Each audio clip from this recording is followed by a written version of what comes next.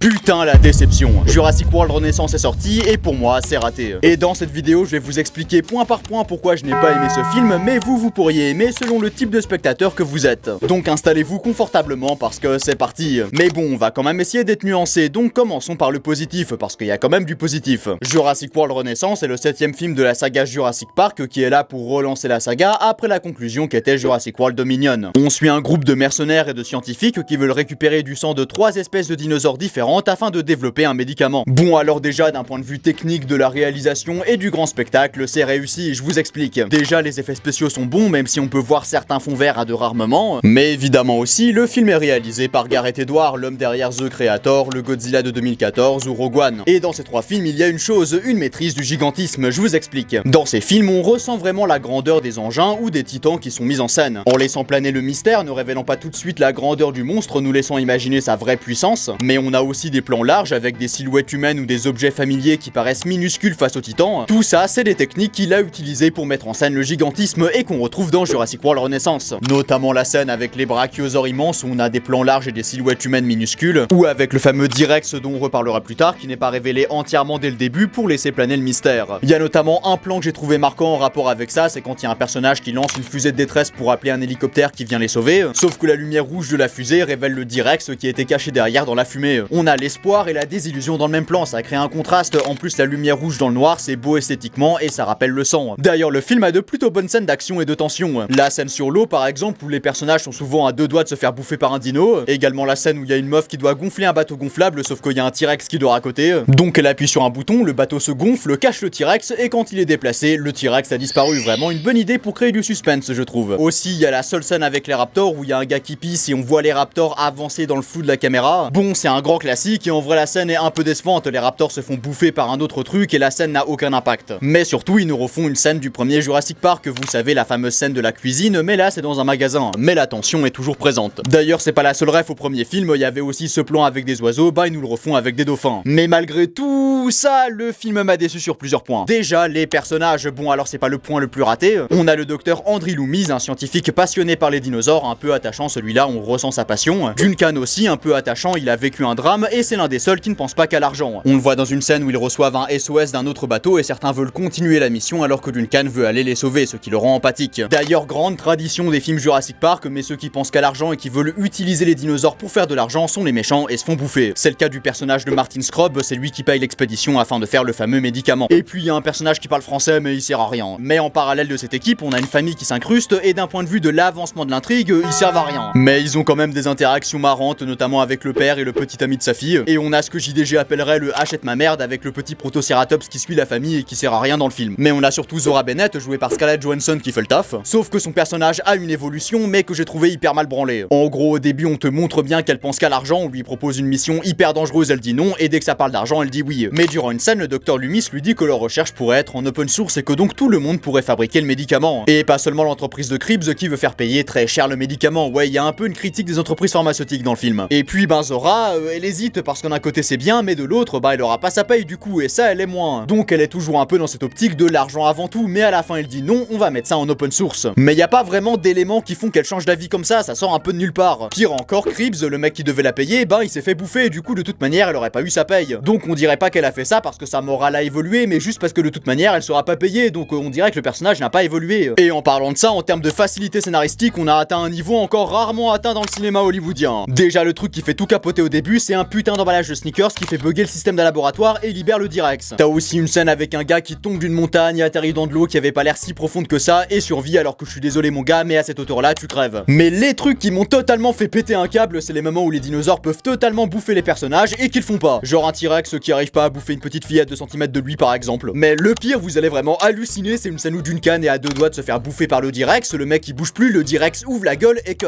Alors c'est pas montré, mais évidemment le mec il s'est fait bouffer. Sauf que non, le gars il revient comme ça. Le T-Rex il a fait quoi en fait? Il s'est dit oh c'est bon j'ai plus faim, je laisse tranquille, non mais tu te fous de ma gueule? En plus le T-Rex il est tellement décevant, on l'avait teasé comme un dinosaure beaucoup plus dangereux que les autres, mais on dirait pas du tout que c'est une menace plus grande que le tyrannosaure par exemple, c'est juste le boss de fin. Il a pas de truc en plus, c'est juste la même grosse bébête avec un skin différent, tu peux le remplacer par n'importe quel autre dino, ça revient au même et pareil pour les raptors volants. Le film n'utilise jamais leur capacité de voler, donc ils auraient pu mettre des raptors normaux, on aurait eu les mêmes scènes. Par contre le laboratoire où a été créé ce mutant apporte des thématiques et un message parce que oui, ce film a des messages. Déjà Déjà, comme quasiment tous les Jurassic Park, on a le message sur les scientifiques qui se prennent pour Dieu et pensent avoir le contrôle sur le vivant, mais se trompent et se font bouffer par leur propre création, un truc qui rappelle évidemment Frankenstein. C'est donc une critique de la science et des scientifiques qui seraient plus concentrés sur ce qu'ils pourraient faire que sur les réelles conséquences de leur création. Mais ce labo apporte un autre message, je m'explique. En fait, au début du film, les dinosaures sont présentés comme quelque chose qui a désintéressé les gens. On voit par exemple une petite fille dire que les dinosaures n'auraient jamais dû revenir, et voir un enfant dire ça, c'est quand même surprenant parce que généralement c'est l'inverse. Mais il y a aussi un plan sur un vieux film de dinosaures où le dino est fait en stop motion pour nous dire que les dinosaures c'est quelque chose du passé. Mais surtout, il y a la scène où il y a un brachiosaure qui crée un embouteillage et les gens râlent et veulent juste qu'il s'en aille. Ce qui fait écho au premier Jurassic Park et à la fameuse scène du brachiosaure où les personnages étaient émerveillés par cette créature, tout comme le public, parce qu'avant Jurassic Park, personne n'avait réussi à représenter au cinéma des dinosaures faits comme ça en synthèse. Mais là, les gens en ont déjà tellement vu qu'ils sont fatigués par les dinosaures, tout comme nous qui avons déjà vu 7 films Jurassic Park quand même. Et je pense que c'est là pour dire que le public s'est désintéressé des dinosaures et maintenant faut passer aux mutants. Déjà parce qu'il y a la scène dont j'ai parlé avant où un raptor se fait bouffer par un raptor mutant pour dire que maintenant faut passer au raptor mutant, et aussi parce que le T-Rex a été créé parce que le public des parcs à dinosaures voulait une créature plus spectaculaire parce que les dinosaures normaux devenaient trop banals. Et c'est cohérent vu que ce message on l'a déjà vu avant dans la saga, parce que les dinosaures depuis le premier Jurassic Park représentent le cinéma. Les dinosaures sont des créatures imaginées par un rêveur appelé John Hammond qui cherche à faire rêver d'autres personnes comme un réalisateur de films. Mais Hammond est entouré de personnes qui pensent plus à l'argent que pourront leur donner ces créatures qu'aux créatures elles-mêmes. Comme beaucoup de producteurs hollywoodiens, et donc le rêve devient cauchemar comme une punition du cinéma sur ceux qui n'ont pas assez respecté sa magie. Et le film qui avait repris ce message pour le moderniser, c'était le premier Jurassic World, avec l'Indominus Rex qui a été créé pour répondre aux attentes du public qui veut toujours plus de wow comme ils le disent. Comme un producteur hollywoodien qui veut faire des films toujours plus spectaculaires pour plaire au public. Parce que comme ils le disent dans le film, les dinosaures normaux divertissent de moins en moins le public. Et donc dans Jurassic World Renaissance, l'équivalent de l'Indominus Rex, c'est le T-Rex qui a été créé pour exactement les mêmes raisons, sauf que ça marche quand même beaucoup moins bien. Déjà parce que cette thématique elle est juste abordée vite fait au début du film alors que dans Jurassic World c'était tout le long, principalement parce que t'avais le personnage de Claire qui est celle qui a demandé à ce qu'on fasse l'Indominus Rex parce qu'elle ne pense qu'au profit qu'elle pourra faire sur ses créatures. Mais elle évolue au cours du film, apprend de ses erreurs et dans le film suivant devient même une défenseuse des dinosaures face à ceux qui veulent faire du profit sur eux. Mais là y a aucune évolution, les mecs qui ont créé le T-Rex on les revoit plus jamais. Et puis t'avais le parc avec littéralement le public qui se faisait bouffer par le spectacle qu'ils étaient venus voir comme une punition pour avoir demandé toujours plus de spectaculaire. Et surtout l'effet waouh avec le T-Rex, il marche pas comme je l'ai dit avant vu qu'il paraît pas plus dangereux que d'autres dinos. Alors que l'Indominus Rex c'était un T-Rex avec l'intelligence d'un raptor, on le voyait par exemple tromper les humains pour se libérer, c'était impressionnant. Et en vrai toutes les thématiques dont je vous parle depuis avant, les scientifiques qui se prennent pour Dieu, le public qui veut toujours plus de spectaculaire, c'est vraiment abordé qu'au début du film et après on ne reparle plus jamais. Donc on est vraiment sur un film qui reprend des thématiques et des messages d'autres films de la saga et les refait en moins développés. Bref, Jurassic World Renaissance c'est un film mal écrit avec des personnages pas ouf, des thématiques sous-exploitées et des facilités scénaristiques. Donc si vous cherchez un film comme le premier Jurassic Park avec des thématiques et des personnages intéressants à suivre, passez votre chemin. Mais si vous voulez juste voir du grand spectacle, il y a de grandes chances que vous ayez apprécié ce film ou que vous l'apprécierez si vous ne l'avez toujours pas vu. Juste baissez un peu vos attentes concernant le T-Rex. Bon, après tout ça n'est que mon avis et si vous n'êtes pas d'accord avec moi, on peut débattre en commentaire si vous le souhaitez. Bon allez, si cette vidéo t'a plu, tu peux t'abonner mais tu peux aussi aller regarder celle-là sur Squid Game saison 3 et à la prochaine.